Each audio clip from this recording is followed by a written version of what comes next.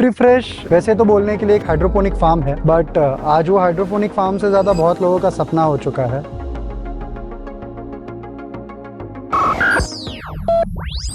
तो संकेत भाई, आजकल बहुत सारे लोग हम देख रहे हैं कलर्ड कैप्सिकम, ये सारे क्रॉप्स उगाना चाह रहे हैं। मेरा तो दो क्वेश्चन है। सबसे पहले, जो लोग ये उगाते हैं स्मॉल स्केल पे, उनको खुद का नर्सरी बनाना चाहिए। हाँ, मैं देख रहा हूँ कि आप ग्रो बैग्स में यहाँ लगाएं। करेक्ट। ये ग्रो स्लैब्स का क्या एडवांटेज होता है, जैसे सर्कुलर ग्रो बैग होते हैं कंपेयर टू दैट, और ट्रफ के अगेंस्ट? देखो, कई सारे तरीके हैं आप ग्रो करने के। यहाँ पे लगभग 14,000 पेड़ तक है। 14,000 पेड़ में से हर plant in ideal scenario 3.5 kilo yield देता है आपको, which mean 60 tons of bell pepper. ये पूरे पॉली हाउस से आ सकता है। फैन एंड पैड ही मेंटेन कर रहा है। क्या ह्यूमिडिटी और टेम्परेचर होना चाहिए लीफी ग्रीन्स के लिए? जनरली लीफी ग्रीन्स के लिए जो आइडियल टेम्परेचर ह्यूमिडिटी हम बोलते हैं, वो टिपिकली 60 to 70 का ह्यूमिडिटी लेवल्स होना चाहिए, और टेम्परेचर होना चाहिए 25 to 28 degree Celsius, the ideal temperature. दोस्तों, अभी हम दूसरे यूनिट में हैं, एक और यूनिट में, जहां आप देख सकते हैं कि यहाँ वर्टिकल सेटअप्स लगाए हैं। संकेत भाई, बहुत सारे लोग का मानना है कि वर्टिकल गार्डनिंग या वर्टिकल फार्मिंग एक फेलियर है, स्कैम है, ये है। थोड़ा आप समझा सकते हैं कि यहाँ आप कर क्या रहे हैं, कैसे कर रहे हैं, आपके लिए उसका क्या सक्सेस रेट रहा है, उसके बारे में थोड़ा बता सकते हैं? तो दोस्तों, हम न्यूट्रीफ्रेश के एक और यूनिट में हैं, जहां वो फिर से हाइड्रोपोनिक्स, पर इस बार एक अलग टेक्निक यूज हो रहा है। संकेत भाई, इसके बारे में बता सकते हैं ये क्या टेक्निक है और इसे आप क्यों यूज करते हैं, इसके डिफरेंसेस क्या हैं? नमस्ते दोस्तों, और स्वागत है आप सभी का एक नए वीडियो पे। आप सबने संकेत भाई को हमारे पॉडकास्ट पे देखा होगा। आज हम हैं न्यूट्रीफ्रेश के फार्म पे संकेत भाई के साथ। संकेत भाई, थोड़ा न्यूट्रीफ्रेश के बारे में हमें ब्रीफ इंट्रोडक्शन दे सकते हैं, और अपने बारे में भी फिर से? न्यूट्रीफ्रेश वैसे तो बोलने के लिए एक हाइड्रोपोनिक फार्म है, बट आज वो हाइड्रोपोनिक फार्म से ज़्यादा बहुत लोगों का सपना हो चुका है, एंड बहुत लोगों का ड्रीम भी हो चुका है। क्योंकि आज जो 300 लोग मिलके न्यूट्रीफ्रेश को एक ब्रांड बनाया है, शायद उनकी मेहनत है कि आज हम इस लेवल पे पहुंचे हैं। एंड इसके बाद इनकी ही सपने हैं, जो इस 300 लोगों को मुझे 10,000 लोगों तक लेके जाना है। So in a crux, Nutrifresh is nothing but a dream for many and achievement for all. और अभी जो हम फार्म पे हैं संकेत भाई, इस फार्म में क्या हो रहा है, कितना एरिया में है ये फार्म, थोड़ा बता सकते हैं? और आपका टोटल फार्म कवरेज कितना है? ओके, टिपिकली न्यूट्रीफ्रेश जो शुरुआत हुई थी वो इस फार्म से शुरू हुई थी। सब हम लोग जनरली इसको यूनिट 1 करके नाम दिया गया था, यूनिट 1 करके बोला गया। तो ये जो फार्म है वो टिपिकली 10 एकड़ का फार्म है, और ये 10 एकड़ के फार्म में हम खड़े। तो ये सबसे पहला फार्म था।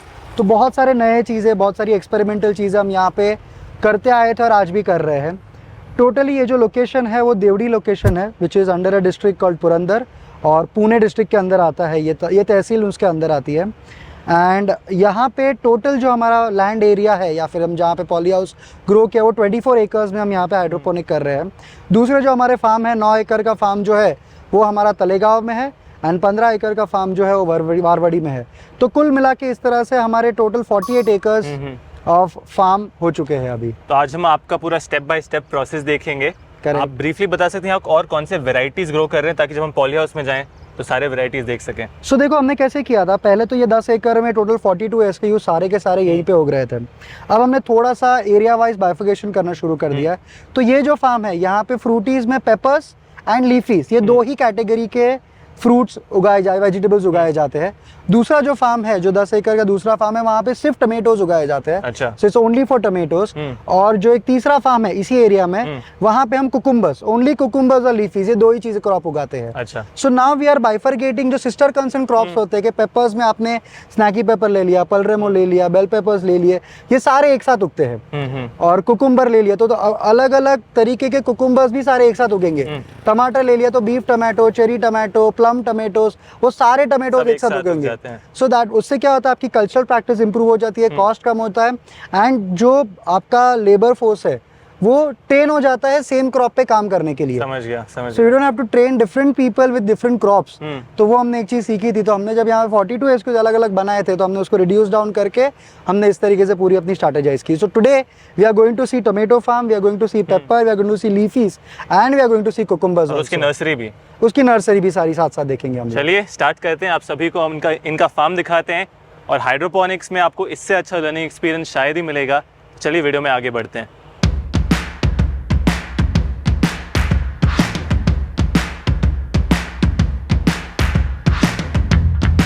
दोस्तों, अभी आप देख सकते हैं कि हम नर्सरी में आए हुए हैं। संकेत भाई, थोड़ा नर्सरी के बारे में बता सकते हैं यहाँ क्या क्या वेराइटीज हो रहे हैं, और एक नर्सरी इंपॉर्टेंट क्यों है? ओके, सो होता क्या है ना, हम्म, हम कभी भी क्रॉप को एक बच्चे के लाइफ साइकिल से कंपेयर करते हैं किसी को समझाने के लिए। हम्म, होता क्या है, जब बच्चा पैदा होता है तो पहले के 9 महीने वो माता के गर्भ में होता है ना। उसको जो वहाँ पे भगवान ने कंडीशन दी हुई है कि आपको एक पर्टिकुलर टेम्परेचर, पर्टिकुलर मॉइस्चर मिलेगा, इस तरीके से खाना मिलेगा। बेसिकली आपका जो टेक केयर करना है वो नेचर अच्छे से करता है ना closed environment.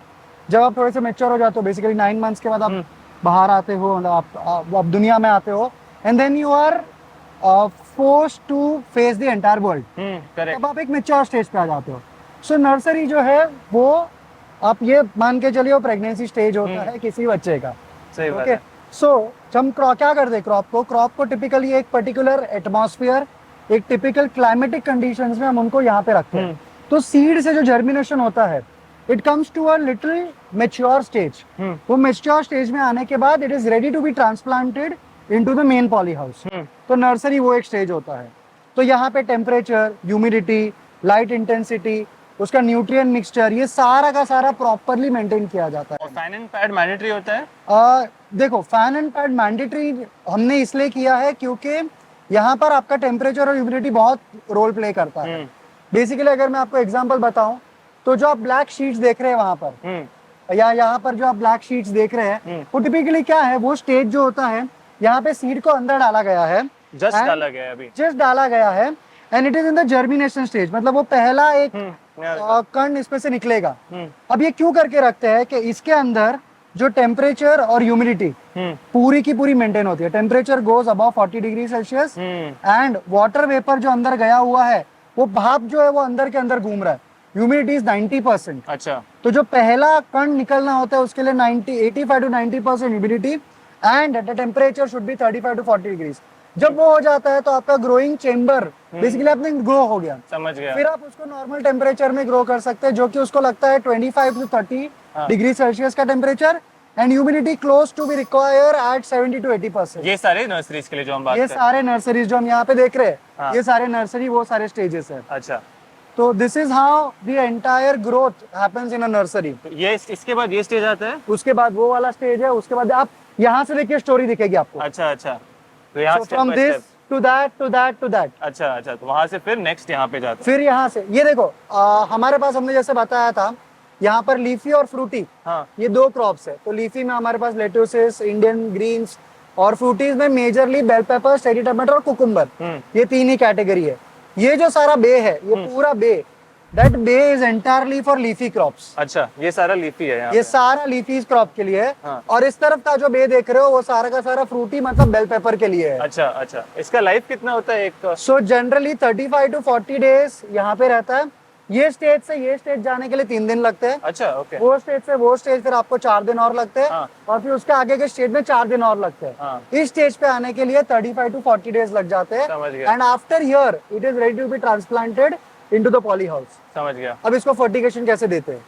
So typically fertigation जो होता है, हमारे हर एक बे के नीचे एक फर्टिगेशन टैंक होती है। तो वो फर्टिगेशन टैंक का काम है कि सिर्फ उस पर्टिकुलर बे में जो क्रॉप है, अच्छा, उसी को फर्टिगेट करना। जो वो टैंक्स वहाँ, जो वो टैंक्स आपको नीचे दिख रही है वहां अच्छा, पर, हाँ। तो वो टैंक्स क्या करती है, वो लीफी के लिए जो होता है, दिस इज नोन एज एब and flow system. Correct correct. आपका प्लेट है, प्लेट के अंदर टाइमर्स के हिसाब से आपका पानी आएगा। पानी एक लेवल तक बढ़ेगा तो नीचे जो मीडिया है, वो मीडिया और पानी को सोख के रखेगी, और जो एक्सेस वाटर है फिर से उस टंकी में चला जाएगा। पानी बचेगा भी आपका। पानी बचेगा, और जो क्रॉप को रिक्वायर्ड है, जो मीडिया है, वो गीला करके जाएगा। So it won't be overflow of the water, not underflow. जितना पानी को प्लांट को रिक्वायर्ड है उतना सोख के रखेगा, और जब प्लांट को चाहिए वो उसमें से मीडिया से सक करता रहेगा ना। आज के तारीख में भी ये पूरे नर्सरी में लगभग 5 लाख पौधे ग्रो हो रहे हैं। और अगर मैं 5 लाख बोलूं तो डेली बेसिस पे जो इंक्रीमेंटल वाटर लग रहा है हमें, दैट इज ओनली 1000 लीटर्स बस। यस। अच्छा, so due to the recirculation of water हम कम से कम पानी में मैक्सिमम नर्सरी को उगा पा रहे हैं यहाँ पर। सो हाइड्रोपोनिक का एक जो ये बहुत बड़ा एडवांटेज है कि आप कम से कम पानी में भी मैक्सिमम क्रॉप यूटिलाइजेशन कर सकते हो। सही बात है। कई बार लेस इज मोर। सही बात So है। less the cost, more the profitability. So less the crop costing, will give you more profitability. तो ये एक टेक्निक से हम यहाँ पे नर्सरी ग्रो करते हैं। नो जनरली हम क्यों बोलते हैं कि नर्सरी बेटर इन हाइड्रोपोनिक्स, हम उसका कारण क्या होता है? ओपन फील्ड में क्या होता है कि ओपन फील्ड में आप डायरेक्टली क्रॉप को फील्ड पे डालते हो। अब फील्ड पे होता है कि आपका 40,000 स्क्वायर फीट का अगर एक फील्ड है, 1 एकड़ का फील्ड है, तो आप वहां पे 12,000 पौधे डाल सकते हो। आपने 12,000 पौधे डाल दिए वहां पर। अब क्या होता है, 40 दिनों तक वो 12,000 पौधे वहीं पे रहे, उसके बाद वो ग्रो वहीं पे हुआ एंड फिर वो मेच्योर स्टेज भी वहीं पे हुआ। तो आपने वो 40 दिन जो क्रॉप वहीं पे रखा, उसकी जगह अगर मैं वो क्रॉप नर्सरी में रखता हूँ तो यहाँ पे मुझे स्पेस कम लगती है, मैं मैक्सिमम उस लेवल तक आ पाऊंगा 40 दिनों तक, फिर मैं 40 दिन बाद वहां डालूंगा। तो बेसिकली जो मेरी annual cycle in that particular plot है वो एक क्रॉप साइकिल से बढ़ जाती है। अच्छा, पूरी की पूरी डिपेंडिंग ऑन क्रॉप साइकिल। जैसे कि फॉर एग्जांपल अगर लेट्यूस है तो लेट्यूस अगर मैं पूरे फील्ड पे उगाता हूँ ओपन फील्ड में, तो मैं साल में शायद 6 बार उगा पाऊंगा। But right now I am able to do 12 cycles. अच्छा, because of this नर्सरी और hydroponics space utilization in a better way. So that is the advantage of basically nursery: space utilization, cost optimization, resource optimization, and utmost care. I see you like a care in a nursery. और ये जो आप nursery के लिए seeds लाते हैं उसका costing कैसा होता है? एडवाइस क्या देंगे आप लोग कि अच्छा सीड कैसे कोई प्रोक्योर करे? देखो आप है ना, सीड वैसे भी आते हैं कुछ 6 रुपए, 7 रुपए, 10 रुपए के। तो अगर आप on a bigger way of costing देखोगे तो it is 3 to 5% of your entire cost. हम क्या सोचते हैं, यार वो बंदा 6 रुपए का सीड दे रहा है, दूसरा 3 रुपए का सीड दे रहा है, 3 रुपए वाला ले लेते हैं। Eight the end of the day हम 3 रुपए वाला चूज कर लेते हैं कि हम 3 रुपए वाला लेते हैं। बट यहाँ पे होता क्या है ना, germination ratio is a bigger concern. क्या होता है वो समझा? अगर आप 12,000 सीड बो करते हो तो जो 3 रुपए वाला सीड है ना वो शायद आपको 50% ही जर्मिनेट करता है, और जो आपका 6 रुपए वाला सीड है वो 90 to 95% जर्मिनेट करता है। अच्छा, तो एट द एंड आप ऐसे कान पकड़ो या वैसे कान पकड़ो, आप आते वहीं पर हो। सही बात it is always better to go for a better seed, क्योंकि आपका जो क्रॉप है वो 40, 45, 60 दिन, 90 दिन, 180 दिन तक आपके फील्ड पे रहने वाला है। It depends on the quality of the seed, आपकी यील्ड डिपेंड करती है। मतलब आप खराब सीड पे बेस्ट ऑफ द न्यूट्रिएंट्स डाल दो तो भी कोई फायदा नहीं है, या अच्छे सीड पे वर्स्ट ऑफ द न्यूट्रिएंट्स डाल दो तो भी कोई फायदा नहीं है। तो आपके लिए बेस्ट सीड सिलेक्शन करना और बेस्ट न्यूट्रिएंट होना ये बहुत इंपॉर्टेंट है। The moment that you saw, आप कैमरा में ग्रैब कर पाओगे तो, कि यहाँ पे ऑटोमेटिकली बर्स्ट फॉगिंग चालू हो गया, बिकॉज आपका ह्यूमिडिटी लेवल्स वेंट बिलो 65%। तो ये पूरा ऑटोमेशन किया ये हुआ है। पूरा ऑटोमेटेड है, तो 65% के जैसे ही नीचे जाएगा चालू हो जाएगा, और ये ऑटो बंद होगा जैसे 85 के प्लस चले जाएंगे। ओके, क्या बात है। तो ये ऑटो ओपन एंड क्लोज होते रहता है ताकि प्लांट्स को वो ह्यूमिडिटी मिलती रहे जो रिक्वायर्ड है यहाँ पर। अच्छा, और ये सारे मतलब ऑटोमेशन के थ्रू ही होता है पूरा? ये एंटायरली फार्म ऑटोमेशन के। तो एक चीज मैं समझ गया कि जब कोई प्रोसेस आप ह्यूमन ओरिएंटेड रख देते हो तो हम जो जनरली बोलते हैं ह्यूमन एरर्स मिस्टेक्स होने के चांसेस बहुत ज्यादा बढ़ जाते हैं। When it is tech oriented वो किसी पे बायस नहीं होता, वो टेम्परेचर ये रीडिंग आ गया वो काम करना शुरू कर देगा। सो इसीलिए वो सारे एरर्स को कम करने के लिए एक इंक्रीमेंटल कॉस्ट देके हमने कॉस्ट बेनिफिट एनालिसिस जो किया वो कई गुना ज्यादा बेनिफिट आती है कॉस्ट के कंपैरिजन में। So always go for best technology and good technology, जरूरत की टेक्नोलॉजी है वो। करेक्ट। तो संकेत भाई, आजकल बहुत सारे लोग हम देख रहे हैं कलर्ड कैप्सिकम, ये सारे क्रॉप्स उगाना चाह रहे हैं। मेरा तो 2 क्वेश्चन है। सबसे पहले, जो लोग ये उगाते हैं स्मॉल स्केल पे, उनको खुद का नर्सरी बनाना चाहिए, और मेरा मानना है कि आजकल बहुत सारे लोग सिर्फ कैप्सिकम उगा रहे हैं। आपको लगता है ये बात सही है कि सप्लाई ज्यादा होगा डिमांड से, कि लोग उगा सकते हैं कैप्सिकम? सबसे पहला क्वेश्चन, अगर आप छोटे फार्मर हो, हाँ। स्मॉल स्केल पे अगर कर रहे हो, मतलब 1 एकड़ 2 एकड़ फार्म कर रहे हो, तो I don't think so nursery का इंक्रीमेंटल कॉस्ट आपके खुद के ऊपर लेना चाहिए आपको। तो ये प्रॉब्लम ये होता है कि नर्सरी एक अलग ही बिजनेस एरिया है, और नर्सरी में टोटली आपके एक्सपर्टीज भी अलग तरीके की चाहिए। तो फिर उस केस में जो स्पेशलाइज होता है नर्सरी के लिए, आप उनको दे दो, वो बेटर जॉब कर लेंगे आपसे। अच्छा। बट अगर आप कहीं 10 एकड़ 15 एकड़ के फार्म के ऊपर जा रहे हो, बियॉन्ड जा रहे हो, और आपके पास लीफी क्रॉप्स भी है जैसे कि लेट्यूसेस है जो आपको हर दिन लगते रहते हैं क्रॉप करने के लिए, तो इन दो scenario it is always advisable to have your own nursery. Second, लोग आज जो रेड और येलो बेल पेपर्स जो कर रहे हैं, एक्चुअली क्या हो रहा है ना अभिनव, के लोगों की एग्जॉटिक खाने की प्रक्रिया या फिर एक्सपीरियंस बहुत ज्यादा बढ़ रहा है। People want flavour, people want colour in their food, and bell pepper is one such thing जो आजकल लोग एग्जॉटिक तो नहीं, अब इंडियन में ही गिनने लग गए हैं। सही बात है। सो अब सोचिए ग्रीन कैप्सिकम कितने क्वांटिटी में उग रहा था, आज it is only 20% of the entire green capsicum जो रेड और येलो ने कैप्चर किया है. अच्छा. It's still 80% to go. मतलब अगर हम 80 भी ना आ जाए तो भी 33 और 33 भी आ जाए तो we still have a long way of 46% more increment जो आज कर रहे हैं उससे भी ज्यादा हम वहां तक पहुंच सकते हैं. तो इतना कंजम्पशन पैटर्न बढ़ गया है. सो बेसिकली जो एग्जिस्टिंग ग्रीन कैप्सिकम उगा रहे हैं वो चेंज कर सकते हैं रेड येलो में. जो नए लोग हैं वो भी रेड येलो में खुद को इंट्रोड्यूस कर सकते हैं क्योंकि हर साल खाने की पब्लिक बढ़ रही है उतनी.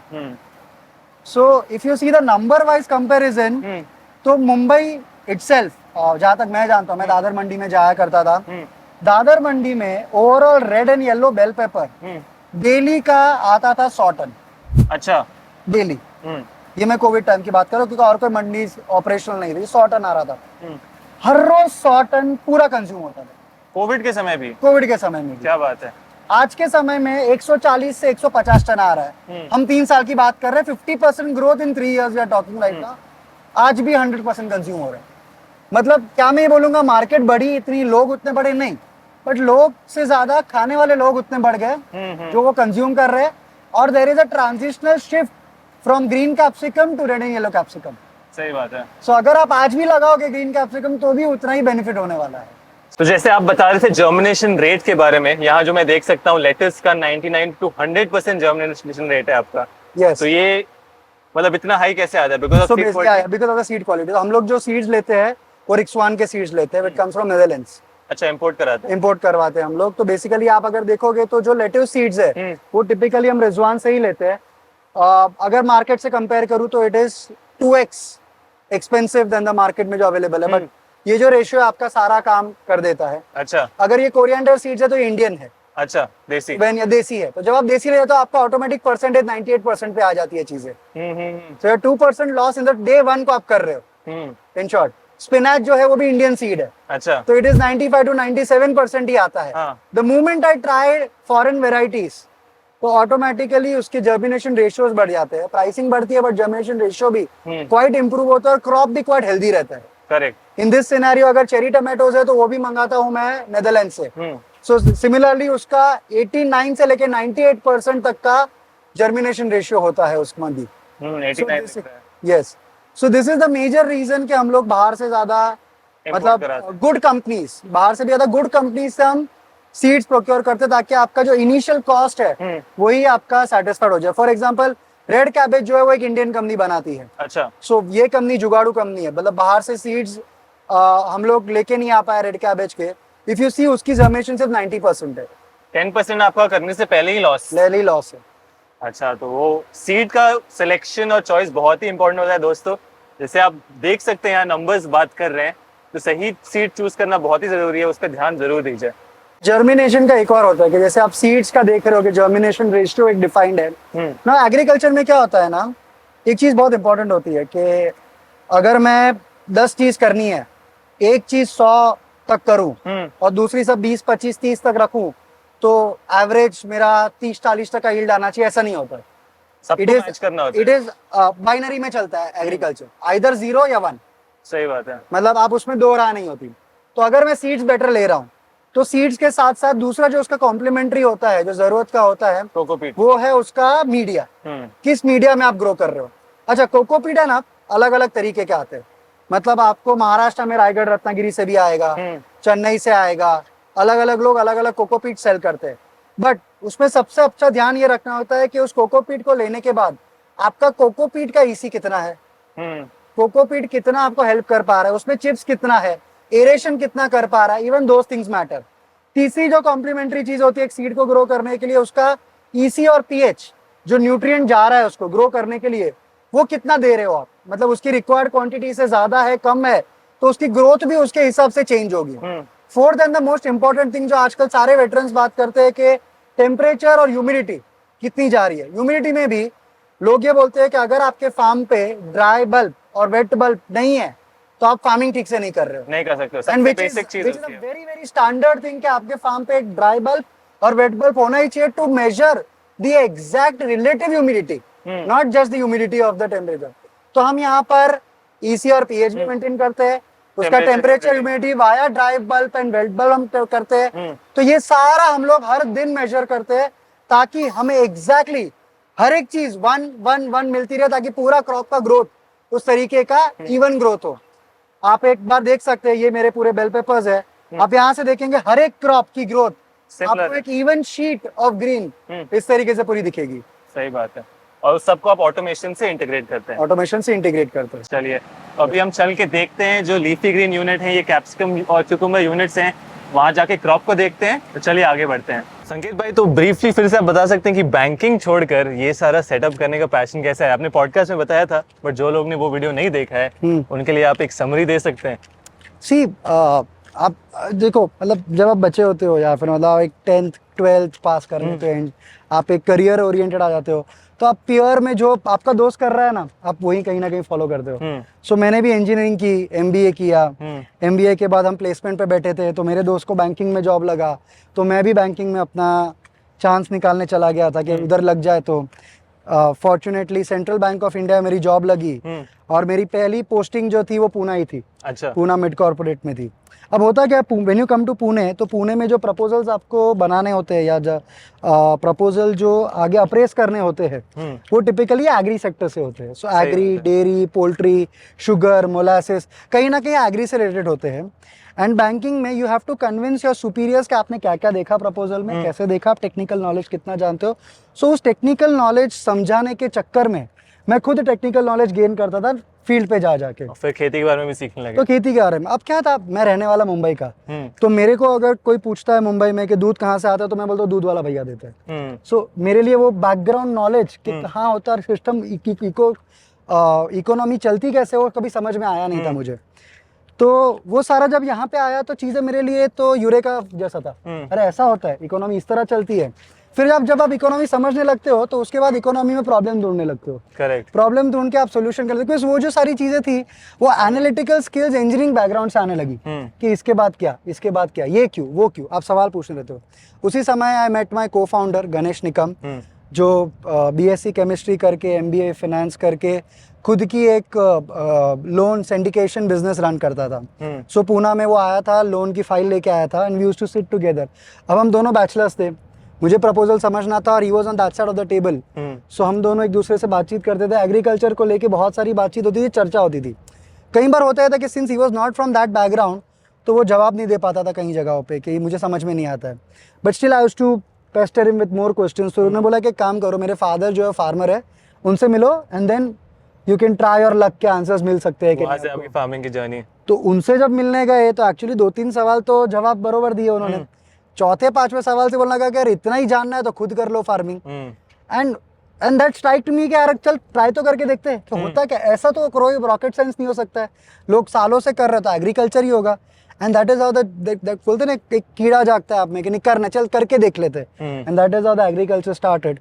फिर स्टोरी बनती गई, कारवा बनता गया। आज आप यहाँ 4 एकड़ 50 एकड़, तो अब जाके हम 300-400 एकड़ की बात कर रहे हैं। सो क्या बात है। This is how the entire journey from. जो लोग अपने ट्रेडिशनल जॉब से सोचते हैं खेती आप नहीं कर सकते हैं, तो इनसे अच्छा एग्जांपल शायद ही आपको मिलेगा बैंकिंग से ये फार्मिंग में कैसे आए।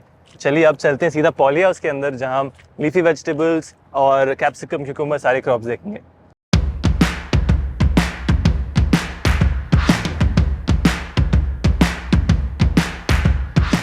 तो संकेत भाई, अभी हम आपके कैप्सिकम के पॉली हाउस में हैं। यहाँ मैं देख रहा हूँ कि आप ग्रो बैग्स में यहाँ लगाएं। Correct. तो ये ग्रो स्लैब्स का क्या एडवांटेज होता है, जैसे जो सर्कुलर ग्रो बैग होते हैं कंपेयर टू दैट, और ट्रफ के अगेंस्ट? देखो कई सारे तरीके हैं आप ग्रो करने के। बेसिकली अगर मैं सरल भाषा में बात करूँ, एक कॉमन मैन की तरह बात करूँ, तो कोकोपीट का मेन पर्पस इज सपोर्ट देना प्लांट को। परफेक्ट, इतना ही। उसके अलावा कोकोपीट का और कोई काम नहीं। जो भी प्लांट को लगता है, रूट्स को सपोर्ट लगता है, न्यूट्रिएंट को पकड़ के रखने का सपोर्ट लगता है, एरेशन का सपोर्ट लगता है, बस। वो ग्रोथ में टिपिकली कुछ काम नहीं करता है। जो आपका ग्रोथ होता है वो पानी से होता है। पानी में जो न्यूट्रिएंट्स है उससे उसका ग्रोथ होता है। सो ग्रो स्लैब्स करो, ट्रफ बैग करो, आप गोल वाला करो, चौकोन वाला करो, सिलेंड्रिकल, कोई फर्क नहीं पड़ता। उससे हर एक के थोड़े बहुत इंक्रीमेंटल बेनिफिट और नुकसान है। जैसे कि अगर मैं ट्रफ बैग यूज करूँ, ट्रफ में एक लंबा सा मैंने बिठा दिया पूरा लेयर, जहाँ पे मैं कोकोपीट डाल दूंगा और प्लांट्स डाल दूंगा। होता क्या है, मुझे ज्यादा कोकोपीट लगता है उसके अंदर। ज्यादा कोकोपीट लगा मतलब मुझे सॉइल को, मतलब कोकोपीट को गीला करने के लिए ज्यादा पानी लगेगा। ज्यादा पानी होगा तो ज्यादा न्यूट्रिएंट्स वेस्ट होंगे, एंड चूंकि वो सारे क्रॉप्स साइड बाय साइड है, एक दूसरे से लगे हुए हैं, तो होता क्या उसके अंदर आपके डिजीज स्प्रेड होने के चांसेस रूट टू रूट बढ़ जाते हैं। अच्छा। तो that is a disadvantage of a trough, but it is very easy to install और कॉस्ट इफेक्टिव बहुत ज्यादा है। सेकंड होता है वो छोटे छोटे हमने एक एक बिठा दिए बैग, जैसे। जहाँ पे हमने एक कोकोपीट डाल दिया। एडवांटेज ये है कि रूट टू रूट कभी एक दूसरे को डिजीज ट्रांसमिट नहीं होगा, और जितना आपको रिक्वायर्ड है उतना कोकोपीट आप एक प्लांट को दे सकते हो। बट उसका फ्लिप साइड ये है कि कॉस्ट बहुत ज्यादा है, और इंस्टॉलेशन करने का और निकालने का जो मेहनत है वो बहुत ज्यादा होता है compare to now this grow bags. अब ये जो ग्रो बैग्स है उसमें टिपिकली 7 प्लांटर्स आते हैं।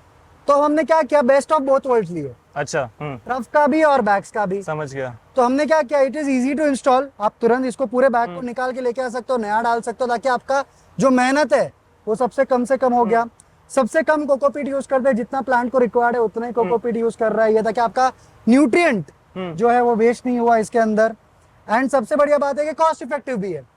तो आपका जो 7 रूट्स है, 7 प्लांट्स आर टुगेदर, दूसरे 7 आर सेपरेट, तो डिजीज जो है वो मैक्स टू मैक्स वो 7 को आएगी। समझ गया। दूसरे 7 तक ट्रांसमिट नहीं होगी। ट्रांसमिट नहीं होगा। So basically grow slab is a mixture of two. हर बंदा अपने जरूरत के हिसाब से अपना स्ट्रेंथ और वीकनेस देख के कोई भी मेथड कर सकता है, कोई सही या कोई गलत नहीं है। सबके एडवांटेज, सबके एडवांटेज है, सबके डिसएडवांटेज है। बस इतना है कि आपको सबके एडवांटेज और डिसएडवांटेज पता होना चाहिए सिस्टम लगाने से पहले। सही बात है। ये कितना एरिया का पॉली हाउस में हम खड़े हैं अभी? ये जो है वो है टिपिकली 5500 स्क्वायर मीटर का पॉली हाउस है। इसमें कितना यील्ड निकलता है कैप्सिकम का? सो जनरली 1 एकड़ में आपका 12,000 पेड़ लगते हैं। यहाँ पे लगभग 14,000 पेड़ तक है। 14,000 पेड़ में से हर plant in ideal scenario 3.5 kilo yield देता है आपको, which mean 60 tons of bell pepper ये पूरे पॉली हाउस से आ सकता है। हमारा जो आज तक का एवरेज निकला है वो 2.75 से 3 के बीच में कहीं ना कहीं आज तक का हमारा 40-50 एवरेज निकला है। तो भी हमारा 45 टन तक तो अप्रोक्सीमेटली हम यहाँ से एक्सपेक्ट कर सकते हैं कि ये पॉली हाउस से आना शुरू हो जाएगा। वन मोर इम्पोर्टेंट एस्पेक्ट जो हम भूल जाते हैं कहीं ना कहीं कि जब आप ऑलरेडी आप कोकोपीट में कर रहे हो, हाइड्रोपोनिक कर रहे हो, तो basically you are not using soil. तो जो सॉइल होती है, अर्थ होती है नीचे की, उस अर्थ को आपको पूरा कवर करना पड़ता है। यहाँ आपने वीड मैट भी लगाया है, पत्थर भी लगाया है। पत्थर भी लगाया है। अब ये वीड मैट का पर्पस क्या होता है? सबसे पहला तो वीड को रोकता है। सिंपल। हाँ, जो आप बता रहे थे वीड मैट और स्टोन्स के बारे में, इसका क्या एडवांटेज होता है? ये हम क्यों लगाते हैं यूजुअली किसी भी पॉली हाउस में? टिपिकली वीड मैट का बेसिक लॉजिक बताऊं तो weed mat is nothing but weeds को रोकता है। तो हम वीड मैट लगाते हैं। अब प्रॉब्लम ये होता है, कुछ बोलते हैं ब्लैक लगाओ, कुछ बोलते हैं व्हाइट लगाओ। अब इसका पर्पस ये था कि ब्लैक अगर होता है तो हीट एब्जॉर्ब करेगा, गर्म रखेगा, व्हाइट रहेगा तो वो रिफ्लेक्ट करेगा, तो गर्मी का नीचे कम हो गया। अगर रिफ्लेक्ट कर रहा है तो रूट्स का जो फ्रूट होता है, फ्रूट का नीचे का पार्ट गर्म हो जाता है, फिर तो वहां पे प्रॉब्लम होना शुरू होता है, नीचे की तरफ गर्मी आ जाती है। सो दैट इज हमने ब्लैक वीड मैट डाला कि गर्मी नीचे की तरफ पकड़ी रहे। और वैसे भी गर्म जो होता है, हवा अगर गर्म हो जाती है तो by the virtue of the air वो ऑटोमेटिकली लाइटर वेट ऊपर चला जाता है, तो ठंडा हवा नीचे आते रहता है। दूसरा, हम पत्थर इसलिए रखते हैं कि जो भी अगर डिफ्यूज सनलाइट भी जो अंदर आ रही है, अगर पत्थर होता है ना, पत्थर पे आप अगर पानी मार दो तो बेसिकली आपको कूलिंग इफेक्ट देना शुरू करता है। खड़ी बोलते हैं इसको हम लोग मराठी में। तो खड़ी पे जैसे ही पानी डालते हो तो आपको कूलिंग इफेक्ट देता है, जो प्लास्टिक पे नहीं दे सकता। Weed mat nothing but plastic है at the end of the day. तो इसीलिए हम कॉम्बिनेशन यूज करते हैं, वीड मैट वीड रोकने के लिए और पत्थर कूलिंग इफेक्ट के लिए। अच्छा, ताकि बैलेंस रहे, बैलेंस दोनों का बना रहे। इसीलिए बहुत बढ़िया। So that is why पहली बार मैंने भी फार्म में मतलब पत्थर देखे हैं ऐसे। Yes. यूजुअली बहुत सारे लोग नहीं करते, but this is out of experience जो हर साल का आपका रहता है, तो you come to know about this. तो इसलिए हम दोनों कॉम्बिनेशन में यूज करते हैं, पत्थर और वीड मैट, ताकि हम टेम्परेचर ही मेंटेन करे रहे और वीड का भी प्रॉब्लम सॉल्व करे। सही है। चलिए दोस्तों, आगे बढ़ते हैं अगले पॉली हाउस में। बेल पेपर्स तो आपने देख लिया, अब लीफी ग्रीन्स और टोमेटोज भी हम देखते हैं।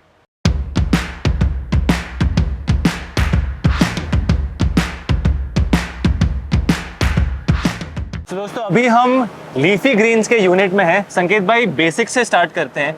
ये जो सिस्टम अभी हम देख रहे हैं इसको एनएफटी सिस्टम कहते हैं। एनएफटी सिस्टम क्या होता है? लोग यूजुअली कहते हैं इन्वेस्टमेंट बहुत होती है, इसका कॉस्टिंग कैसे बैठता है, इसके बेनिफिट्स क्या होते हैं, थोड़ा बता सकते हैं आप? ओके, सो एनएफटी का फुल फॉर्म टिपिकली है nutrient film technique. So basically आप पानी जो देते हो पौधे को, वो एक पतले से पानी के लेयर में आप दो। अच्छा। ताकि एक फिल्म जैसा बन जाए और उससे वो पौधे को पानी मिलता रहे, रूट्स को बेसिकली पानी मिलता रहे, और आपका लीफी ग्रो होता रहे।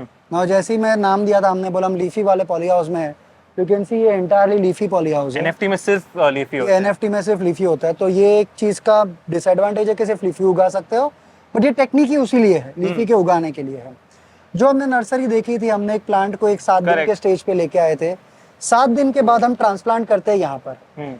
यहाँ पे उसकी जो साइकिल होती है वो टिपिकली 21 डेज से लेके 30 डेज की उसकी साइकिल होती है यहाँ पर। 30 डेज में प्लांट रेडी? 30 डेज में प्लांट रेडी हो जाता है आपका यहाँ पर। ये जो प्लांट्स अभी हम देख रहे हैं, ये सारे 30 डेज के प्लांट्स। क्या साइज भी बहुत काफी बढ़िया, साइज भी काफी बढ़िया होती है। Now the beauty of NFT system या फिर एक प्लांट के जो वर्किंग स्ट्रक्चर होता है वो आपको ऊपर से नहीं दिखता, अंदर से दिखता है। अच्छा। सो अगर इसके अंदर का पार्ट देखें हम लोग,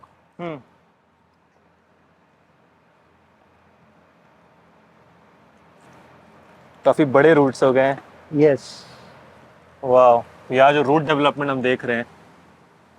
सो ये जो होता है ये एक्चुअली इसका हार्ट होता है। ये रूट क्या करते हैं, जब पानी ड्रिप होते हुए देख पा रहे हो, तो अंदर से एक पानी की सतह पास हो रही है। कितना हाइट पे होता है पानी? That is only 4 mm 5 mm अच्छा। का पानी का फिल्म रहता है, और पूरा फर्टिगेशन उसमें होता है। फर्टिगेशन उसी में होता है। तो पानी वहां से आता है, यहाँ पे अंदर जाता है, वहां से फिर से रिसर्कुलेशन सिस्टम में जाता है। ये जो रूट्स होते हैं ये अपने मुताबिक जितना उसको पानी चाहिए वो थोड़ा थोड़ा थोड़ा पानी लेता रहता है इसमें से, और वो अंदर से लेके जाके ये उसके पूरे बॉडी में पास करता है और उसको उस तरीके से ग्रो करता है।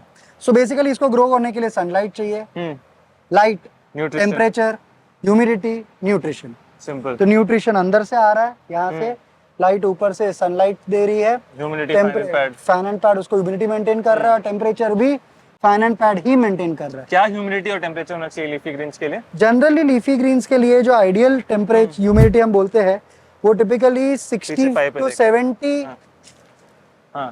to 70 का ह्यूमिडिटी लेवल्स होना चाहिए, और टेम्परेचर होना चाहिए 25 to 28 degree Celsius ideal temperature. तो अभी के लिए हम जो टेम्परेचर देख रहे हैं बाहर जब हम देखते हैं तो 38-40 डिग्रीज है, जबकि यहाँ पर अभी 27-28 डिग्री सेल्सियस का टेम्परेचर है यहाँ पर। एंड ह्यूमिडिटी लेवल्स भी मेंटेन करने के लिए fogger system, fan and pad system ये सारे लगे रहते हैं, ताकि आपकी ह्यूमिडिटी भी कहीं ना कहीं 60 to 70 to 75 के बीच में मेंटेन रहे। सो ये है पूरा लीफी ग्रीन्स का फंडा। जनरली लीफी ग्रीन्स की साइकिल शॉर्ट होती है, 30 डेज की साइकिल पे वो टर्न अराउंड होते रहता है। तो उसके लिए अब लोग जब बोलते हैं कि आपका इन्वेस्टमेंट लेवल बहुत ही ज्यादा है, तो ये होता ये है कि आपका जब साइकिल 30 दिन का चलता है, आपकी चर्निंग उतनी फास्ट घूमती है, हार्वेस्ट भी और प्रोडक्शन भी उतना है, हार्वेस्ट भी उतनी फास्ट होती है, प्रोडक्शन भी उतनी फास्ट होती है। तो जितना ज्यादा केपेक्स है, हम बोलते हैं ज्यादा, अब देखो ज्यादा की कोई मात्रा नहीं होती, कम या ज्यादा हर इंसान टू इंसान पे डिपेंड करता है, बट जब ज्यादा इन्वेस्ट करके आपके रिटर्न ज्यादा आते हैं तो आपका आरओआई अगर 3 साल में 4 साल में आ रहा है तो वो इन्वेस्टमेंट आपके लिए फला। करेक्ट। अगर मैं समझो फॉर एग्जांपल 1 एकड़ 1 करोड़ में बनता है, अगर मेरा ट्रफ बैग बना के, ट्रफ बैग के साथ 1 करोड़ होता है, ट्रफ बैग के 1 करोड़ में बन गया फॉर एग्जांपल, ऐसा मान के चलते हैं, और अगर मैं हर साल उसमें से 12 लाख रुपए कमा रहा हूँ तो मेरा return on investment will be as high as 10 years from now, discounting factor करके। ट्रफ में 1 करोड़ लगता है यूजुअली, कम और ज्यादा दोनों पे डिपेंड करता है आप कैसे टेक्निक यूज कर रहे हो। बट अगर वही मुझे 1 एकड़ का एनएफटी चैनल डालना है और अगर मेरा खर्चा 2 करोड़ है बट मैं हर साल उसमें से 40 लाख रुपए कमा रहा हूँ, तो मेरा रिटर्न ऑन कैपिटल इन्वेस्टमेंट 6 साल में रिटर्न आ गया। सो जब वहां पर मेरा 1 करोड़ में बन गया था बट 10 साल लगे पैसे आने के लिए, और यहाँ पे भले 2 करोड़ रुपए लगे बट 6 साल में रिटर्न आ जाना, तो which one is better comparatively? Second one. तो So that is why you whenever you say कि कॉस्ट ज्यादा है, which is okay, but उसके बेनिफिट क्या ज्यादा है, ये हमारा अगला सवाल होना चाहिए always। तो इस 1 एकड़ में कितने टोटल प्लांट्स आ जाते हैं आपके? So 1 एकड़ में जब एनएफटी चैनल लगते हैं तो 40,000 स्क्वायर फीट में टिपिकली 60,000 पौधे लग जाते हैं। 60,000 पौधे, 60,000 लीफीज लग जाते हैं।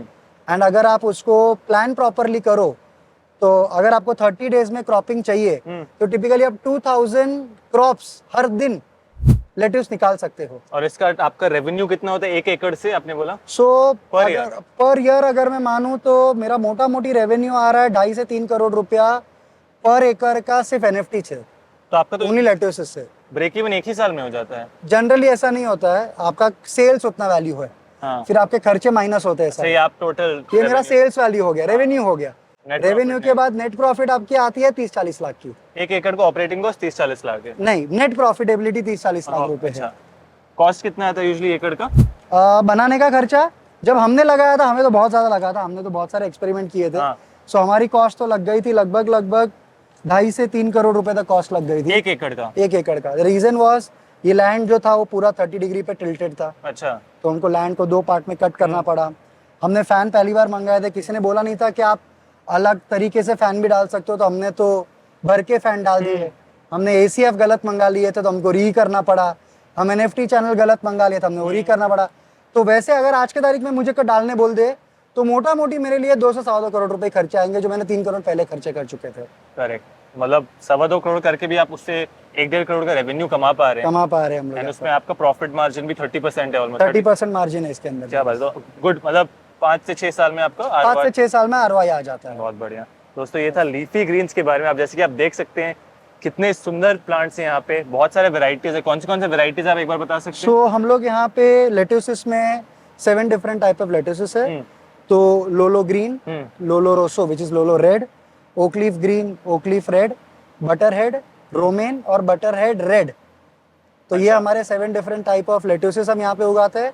अलॉन्ग विद दैट हमारे पास इंडियन ग्रीन्स भी है जो कि स्पिनाच और कोरिएंडर है। धनिया, हाँ। So basically 9 different types of crops हम ये 1 एकड़ में उगाते हैं। क्या बात है संकेत भाई। तो फैन एंड पैड सिस्टम होता है वो ह्यूमिडिटी मैनेजमेंट के लिए होता है इन अ पॉली हाउस।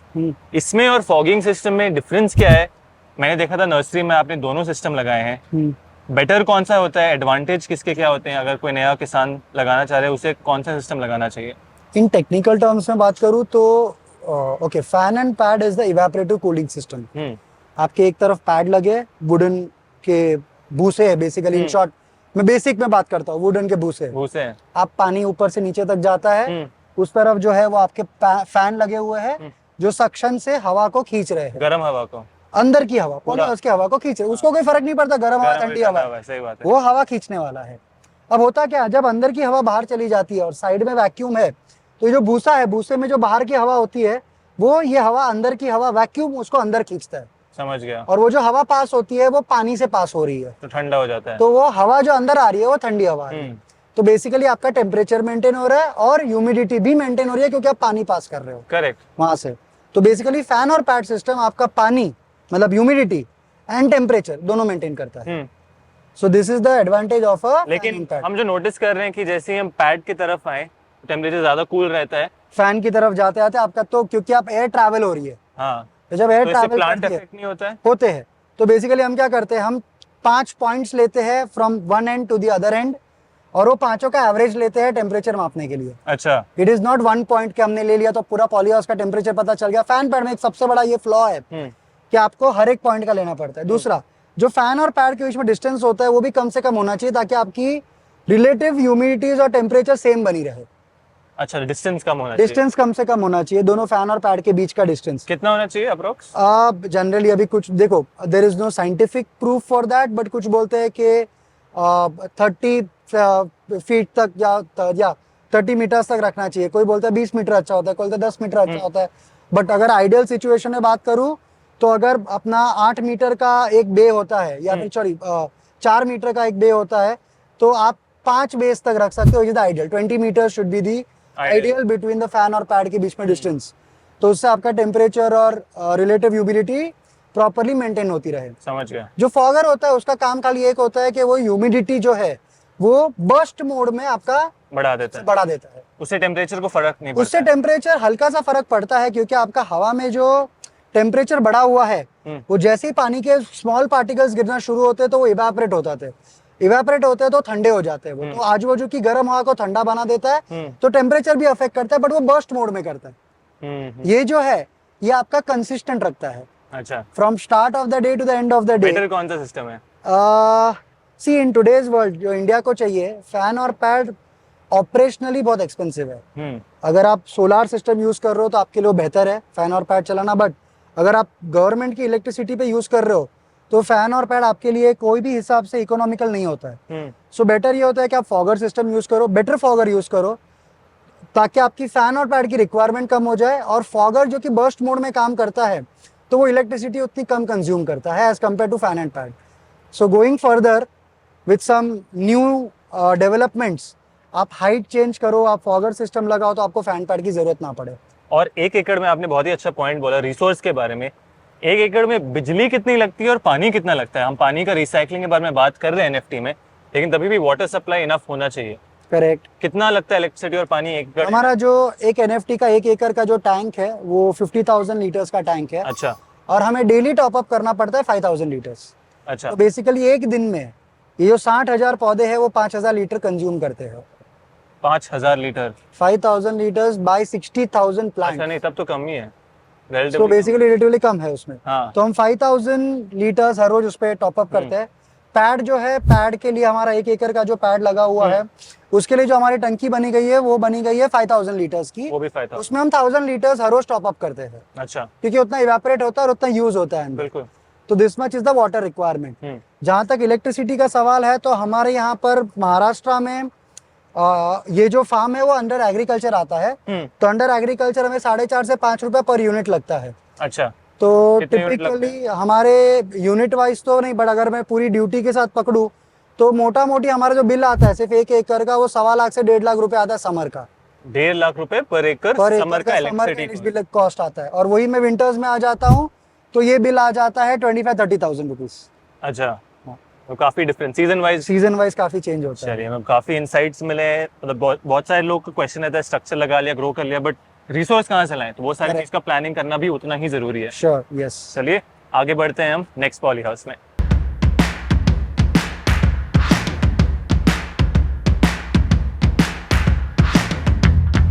दोस्तों हम न्यूट्री फ्रेश के एक और यूनिट में हैं जहां वो फिर से हाइड्रोपोनिक्स, पर इस बार एक अलग टेक्निक यूज हो रहा है। संकेत भाई, इसके बारे में बता सकते हैं ये क्या टेक्निक है और इसे आप क्यों यूज करते हैं, इसके डिफरेंसेस क्या हैं? डीप वाटर कल्चर बहुत हमने सुना है बट समझा है पहली बार शायद देख रहे हैं, उसके बारे में थोड़ा बता सकते हैं? So basically deep water culture अपने नाम में ही होता है कि आपका पानी एक डीप डेप्थ पे होता है जहाँ पे पानी रहता है।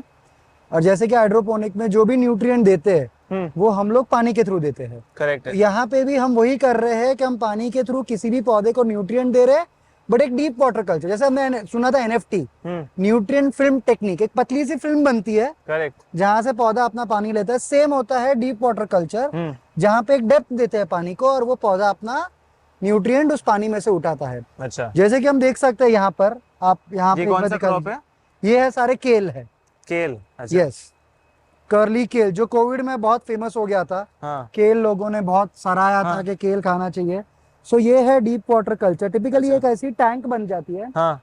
ये टैंक के अंदर पानी रहता है, लगभग 1.5 फीट 2 फीट तक का पानी रहता है।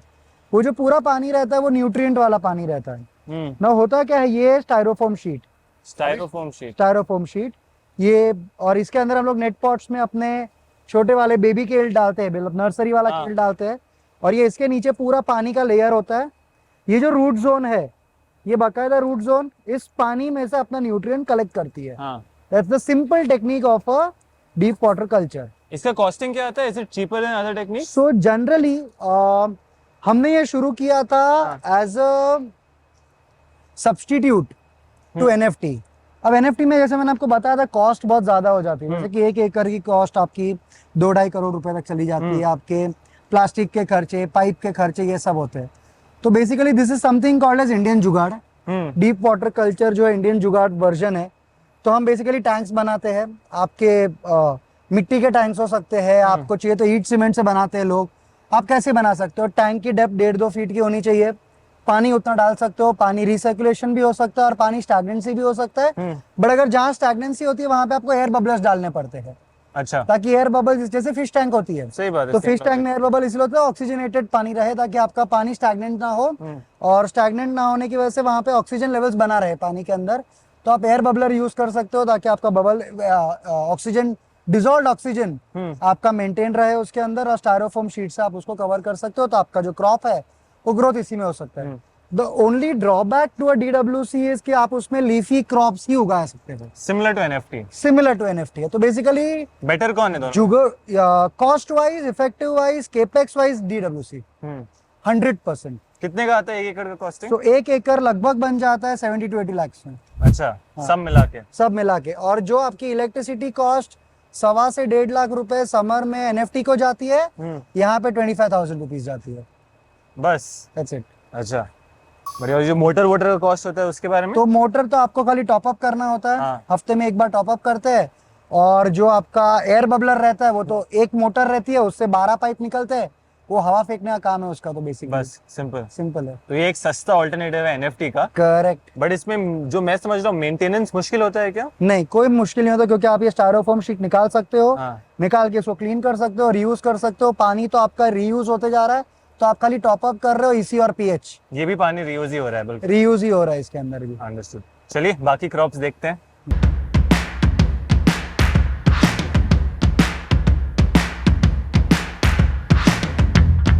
दोस्तों अभी हम दूसरे यूनिट में आए, एक और यूनिट में, जहां आप देख सकते हैं कि यहाँ वर्टिकल सेटअप्स लगाए हैं। संकेत भाई, बहुत सारे लोग का मानना है कि वर्टिकल गार्डनिंग या वर्टिकल फार्मिंग एक फेलियर है, स्कैम है, ये है। थोड़ा आप समझा सकते हैं कि यहाँ आप कर क्या रहे हैं, कैसे कर रहे हैं, आपके लिए उसका क्या सक्सेस रेट रहा है, उसके बारे में थोड़ा बता सकते हैं? सी वर्टिकल फार्मिंग टिपिकली फेलियर इसलिए हुआ है बिकॉज ऑफ केपेक्स कॉस्ट। हाँ। और दूसरा प्रॉब्लम ये आता है कि ऑपरेशनली हम उसको अच्छे से मैनेज नहीं कर सकते, which is a second major reason. ये भी जो आप देख रहे हैं, ये शायद 7th इटरेशन है जहाँ पे हम सक्सेसफुल हुए हैं। अच्छा। मतलब आफ्टर मल्टीपल डिफरेंट इटरेशंस के बाद हम यहाँ पे सक्सेसफुल। तो टिपिकली हमने क्या किया है कि एक लेयर के ऊपर एक लेयर हमने बिठाया हुआ है, और जो पॉट की डिज़ाइन है वो इस तरह से बनाई हुई है कि नीचे का जो पॉट का सरफेस एरिया है वो सबसे ज़्यादा रहे, और ऊपर के सरफेस एरिया को कम, मतलब ऊपर का जो वेस्ट एरिया है वो कम रहे, और नीचे के सरफेस एरिया को एनहांस कर दे। यहाँ बैठता भी है अच्छे से। तो इसीलिए ये जो डिज़ाइन है वो इस तरीके से बैठती है कि आपको प्रॉपरली पूरे हर एक को प्रॉपर सनलाइट मिले। अच्छा, क्रॉप का selection also is a bigger thing. जो क्रॉप को सनलाइट कम लगती है, अब वैसे ही क्रॉप यहाँ पे बिठा हुआ नीचे के लेयर को सबसे कम सनलाइट मिलती है, शैडो फॉर्मेशन की वजह से। तो आप वैसे ही क्रॉप लगाना है जो शैडो में भी ढंग से उग सके। सो that is second big thing कि आप क्रॉप सिलेक्शन कैसे करते हो। Third is a nutrient management. अब यहाँ पे कैसे करते हैं, जो पानी हमारे सेंट्रलाइज लोकेशन से निकल के आता है, यहाँ पे बीच में गिरता है, तो हमारे फर्स्ट पॉट, सेकेंड पॉट और नीचे के 5th पॉट और 6th पॉट, यहाँ पे डायरेक्ट फर्टिगेशन जाता है। First pot, second pot, 5th pot and 6th pot. अच्छा। सो बेसिकली पहले का जो पानी है, एक्सेस पानी, वो तीसरे में गिरेगा। समझ गया। तीसरे का एक्सेस पानी 5वें में गिरेगा, 5वें का 7वें में गिरेगा। अच्छा, okay. तो by the time it comes to 5th, उसका जो न्यूट्रिएंट जो पानी में रहता है वो ऑटोमेटिकली 70% यूज हो जाता है। ओके। सिर्फ 30% ही रहता है। तो नीचे वाला जो न्यूट्रिएंट है फिर से वो 100% देते हैं हम लोग उसको। कैसे? तो आपने 2 फर्टिगेशन लाइन निकाली उसमें से। ओके। तो ये जो पाइप्स लग रहे हैं, तो 2 पाइप्स लगे हैं, वो 2 पाइप्स आते हैं नीचे, एक उस पे 4 पाइप आते हैं। ओके। सो इसीलिए आप नीचे का भी लेयर देखेंगे और ऊपर का लेयर भी देखेंगे तो ऑलमोस्ट सबका लेयर सेम आता है। ओके, मैं ये नहीं बोलूंगा कि सारे ए ग्रेड या A+ ग्रेड आते हैं पूरे के पूरे। ऊपर जो आते हैं वो A+ आते हैं, नीचे जो आता है वो B+ आता है। बट हर एक की अपनी एक मार्केट है। आप अगर B+ माल मॉडर्न ट्रेड में बेचने जाओगे तो नहीं बिकेगा, B+ माल आपके होरेका में ही बिकेगा। तो आप उस पर्टिकुलर मार्केट को केटर करने के लिए वो वाला प्रोडक्ट बनाते हो, और इस पर्टिकुलर मार्केट को केटर करने के लिए ये वाला प्रोडक्ट बनाते हो। So that is the reason हम दोनों तरीके से चल के हर मार्केट को केटर करने के लिए उसको ये मुताबिक उसका हम लोग क्रॉप बनाते हैं। कौन से क्रॉप कर सकते हैं ये वर्टिकल तो सेटअप में? हम लोग यहाँ पर स्पिनाच करते हैं, कोरिएंडर करते हैं, सेलरी करते हैं, पार्सले करते हैं, thyme, rosemary, sage, oregano, basil, mint, red amaranthus, ये सारे क्रॉप्स हम लोग वर्टिकल में करते हैं। And this is the only, I guess हम एक ही है जो हाइड्रोपोनिक में वर्टिकल में इतने सारे लीफीज उगाते हैं पूरे इंडिया में, एक ही रहेंगे। क्योंकि ये जो डिजाइन है वो हमारा खुद का डिजाइन है, पहले कभी नहीं देखा है ये कभी हमने खुद बनाया है। बोलते ना 7वां इटरेशन लगा था बनाते बनाते, तो तब जाके ये बना है आज। और इसके और advantages in terms of yield output होते हैं compare to flat bed? Yes obviously. तो जितना आपका एनएफटी का है उससे 1.2x ज्यादा आउटपुट इधर आता है इसका। एंड अपार्ट फ्रॉम दैट इसका जो न्यूट्रिएंट है वो यूसेज काफ़ी कम है इसमें। और आपका वेरी लो मेंटेनेंस, बेसिकली इसमें कोई मेंटेनेंस नहीं है, प्लांट अपने हिसाब से उगता है, आप न्यूट्रिएंट देते रहो, उगता है, खाली हार्वेस्टिंग के टाइम पे आपको आना है। So there is no requirement of any cultural practices required for these kind of crops. लेकिन ये जो इरिगेशन पाइप्स आपको टॉप से पूरा देने होते हैं, पूरे टॉप से देने, और मिनिमम 2 इरिगेशन पर, मिनिमम 4 पर टावर। और इसका कॉस्ट कितना होता है संकेत भाई टोटल 1 एकड़ में? जैसे हमने बनाया हुआ था अभी, अगर मैं आज के दिन में लगाना चाहूँ तो ये 1 एकड़ बन जाएगा 80 lakhs to 1 crore में, नेट पूरा बन जाएगा, पूरा एंड टू एंड। पूरा एंड टू एंड। अच्छा। नहीं मतलब पॉली हाउस छोड़ के बाकी का जो अंदर का इंफ्रा, अच्छा, ये पूरा मिला के आप अंदर बोल का रहे हो। Infra, yes. बट आपका यील्ड भी उतना ज़्यादा है ना, और आपका- रेवेन्यू इससे मतलब आप जो बोल रहे हो मैं समझ रहा हूँ, मोस्टली लीफी और हर्ब्स टाइप। तो आपका 1 साल का ₹1 करोड़ रेवेन्यू निकल के आता है इसमें से। अच्छा, तो इसमें से आपका 30 लाख की प्रॉफिटेबिलिटी निकलती है इसमें से। तो अगेन 3 साल में आप ब्रेक 3 साल में ब्रेक इवन आ जाते हो। तो हमारा कोई भी, हम लोग एज अ फाइनेंस गाइस हम लोग ये ऑलवेज प्लान करते हैं कि कोई भी अगर डाले तो ऑन पेपर तो 3 साल में हम निकल के आ ही जाना चाहिए, ताकि फिजिकल एक्चुअल में 4 साल में तो आप निकल ही जाओ बाहर, उसके बाद फिर प्रॉफिट। फिर प्रॉफिट आना शुरू होगा आपका। बढ़िया। चलिए, तो अभी कुछ और यूनिट्स बाकी हैं, ये लंबा बड़ा फार्म है तो हम और यूनिट्स जाके देखेंगे। लेकिन आपने देखा ये यूनिक वर्टिकल सेटअप है जहाँ खुद के डिज़ाइन से ये काफ़ी अच्छा आउटपुट निकाल पा रहे हैं। तो चलते हैं आगे डिज़ाइंस देखते हैं हम।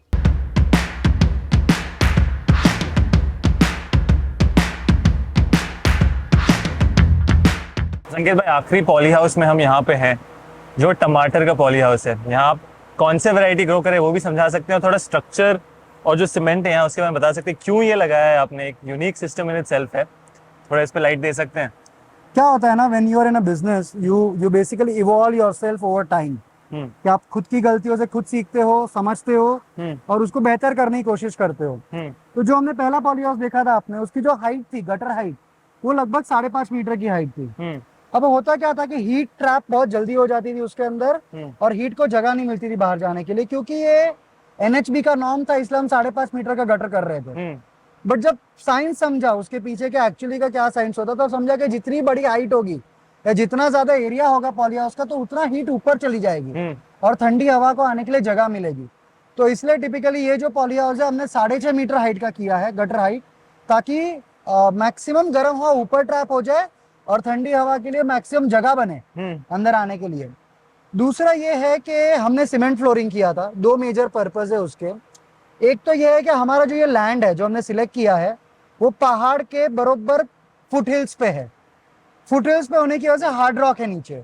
अब चूंकि हार्ड रॉक है तो उसका लैंड डेवलपमेंट कॉस्ट बहुत ज्यादा होता है। अब चूंकि हार्ड रॉक है ऑलरेडी, तो आपको फाउंडेशन की जरूरत नहीं है। तो इसलिए हमने सोचा कि विदाउट डूइंग लैंड डेवलपमेंट हम उसको पूरा सीमेंट कंक्रीट बना के ही फ्लैट कर देते हैं। अच्छा। दूसरा ये कि हमको यहाँ पे टमाटर ही उगाना था। अब टमाटर में 3 प्रोसेस होते हैं। एक तो होता है आपका कल्चरल प्रैक्टिसेस में लोअरिंग करना, दूसरा होता है कल्चरल प्रैक्टिसेस में आपका लीव्स निकालना, और तीसरा होता है हार्वेस्टिंग करना।